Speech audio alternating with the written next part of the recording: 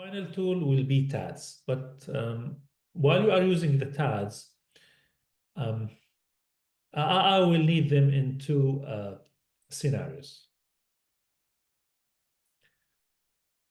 Sometimes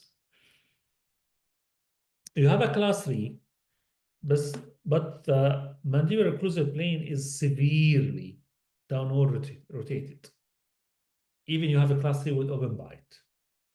So my need for the TADS in such cases is different from the previous cases in which I use the TADS to increase the incisal show. So these are the two scenarios for TADS for me. And I have example for each one of them. So why not to have a case in which you have skeletal class 3 with severely downward rotated occlusal plane. And this is my case. If you check the face of Mus'ab before the lateral SAF, first of all, he has gummy smile. He has reverse smile arc. He has facial asymmetry. The right side of his face is bigger than the left side of the face. And always, the malocclusion will mask the canting. So I can imagine that during the treatment, he will show more of his smile on the right side. So he will end with canting of his smile. And his chin is deviated to the left. And for most of us, this is a surgical case. And by the way, he has gummy smile, but it was not about increased posterior facial height. And his open bite, again, was not because of the increased posterior facial height. It is because of downward rotated lower occlusal plane. For the last 2 days, I was traveling, and it was very long distance. Part of that traveling was by airplane, and part of that traveling was by driving. I think I drove for almost 1,000 kilometers for the last 2 days. That's why it was a big change in the climate. So sorry for my voice, okay? Wishing you, all of you, good health, inshallah. So let's check the intraoral photographs for, not the right timing, okay, sorry. Let's check the intraoral photograph for Mus'ab. So this is the lateral SAF for Mus'ab, sorry, before the intraoral photographs. Again, in such cases, you need to extract eights. So if you want to rotate the occlusal plane, if you want to correct class 3 cases, you need to decide about wisdom teeth. So we extract the upper and lower eights for Mus'ab before doing the bonding. And these are the intraoral photographs for Mus'ab. You can see with me that he has a reverse smile arc. For the smiling photograph, he has anterior open bite, and the lower midline is shifting to the left. He has a class 3 subdivision, so he has more of the class 3 on the right side. He has constricted maxilla. He has gummy smile. So all types of malocclusion, they are in his case. I need to control everything in Mus'ab case. And one of the things that I'm happy to share with you, how to evaluate the canting in my practice. So I did something, I call it triangle of symmetry, and we reached that slide at the end of the webinar. So for me, if I'm going to evaluate the asymmetry or the canting, I'm not going to take the interpupillary line. In my practice, the reference is the upper lip while smiling, and I used to draw that triangle to evaluate the canting, and I call that triangle of symmetry. And I'm using that triangle in most of my cases if I'm going to correct any canted smile. And you will see the power of that way of diagnosis on the face, even the chin position of Musab. So that triangle will help me to do differential impaction on Musab case more on the right side. So again, this is the day of bonding. He started the treatment with almost half centimeter of open bite. In such cases, in order to control the vertical dimension, I used to add deep grammars on lower sevens, and I will ask Musab to do squeezing exercise. So he left the practice with 7 millimeters of open bite. Then in his second visit, the open bite was less than 5 millimeters. Still, we are doing that squeezing exercise. And still, we are improving the open bite, all of that because of the bone remodeling or the good habits. Until we have almost zero open bite. At that session, we were in the Celsi wires. So I added two TADs distal to upper sixes to help me with my class 3 elastics. So if you go back, I didn't use any elastics till that visit. I'm just doing using his muscles.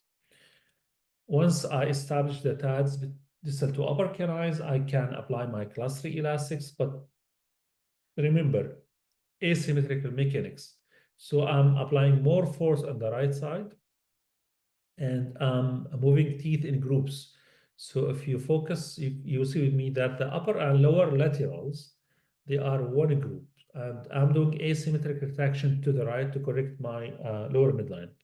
I was not happy about the bracket position for the lower left central, but you will see with me that we did repositioning in the future.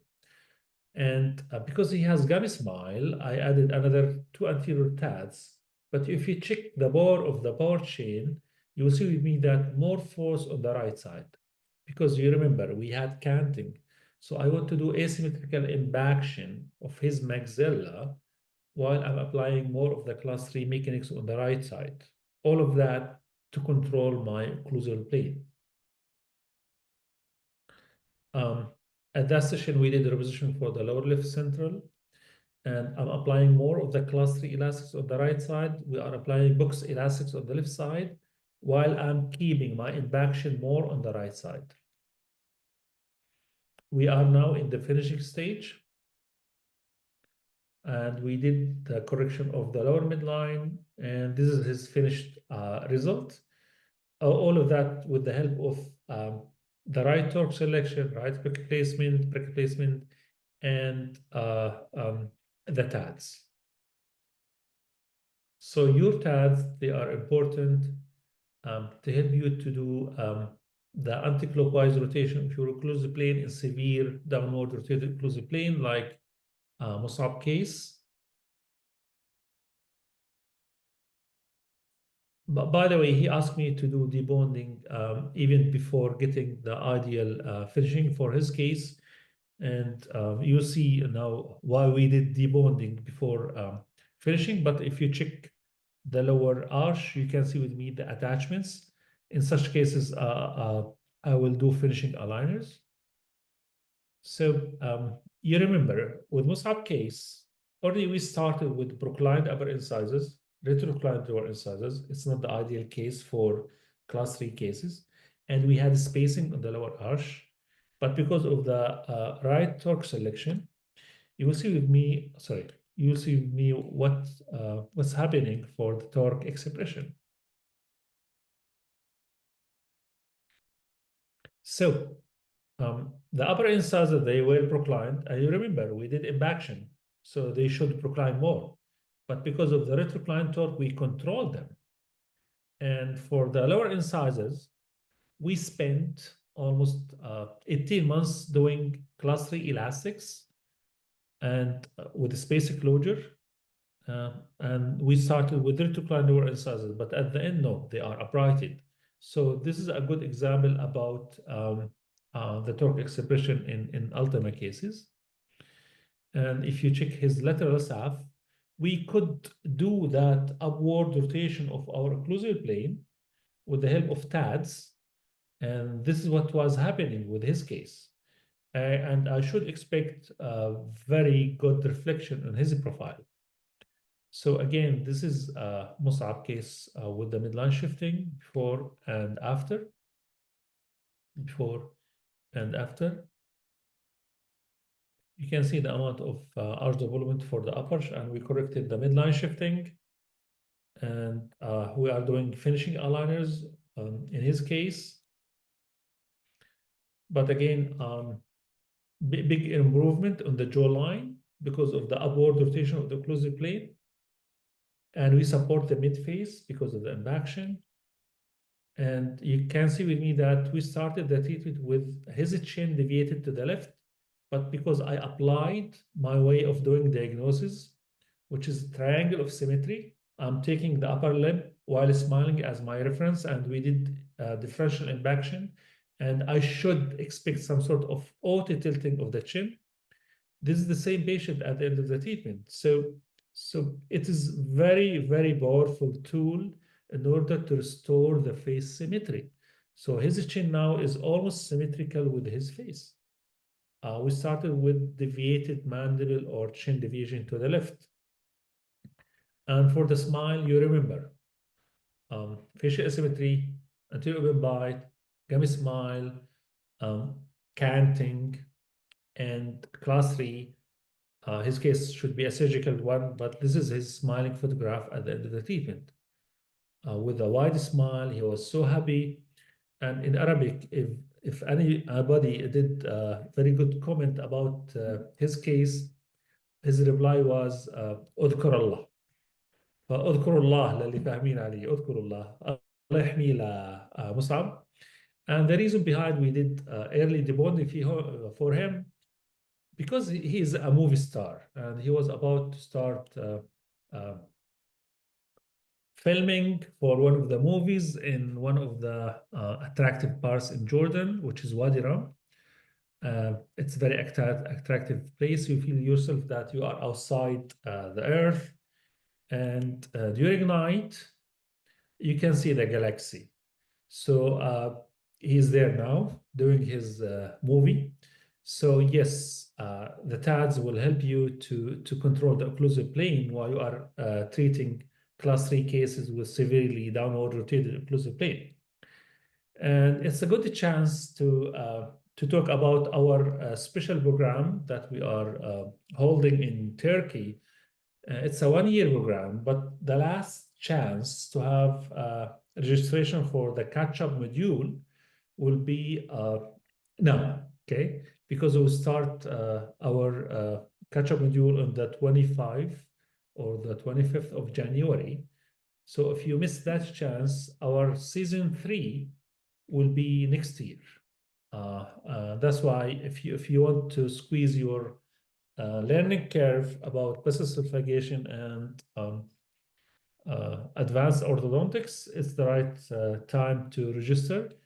And we had that movie about our, let's say, first 2 modules of our season 2. We had almost 33 doctors. They are from Indonesia in the east till Scotland in the west, including our region. And the first 2 modules, as I have said, we were focusing about aesthetic-oriented diagnosis, how to make your diagnosis about the face, the smile, then you can go back to your mechanics. And of course, we had advanced workshops with system demonstrations, and it was a very successful program, and you deserve that program. Okay, so keep it in your mind.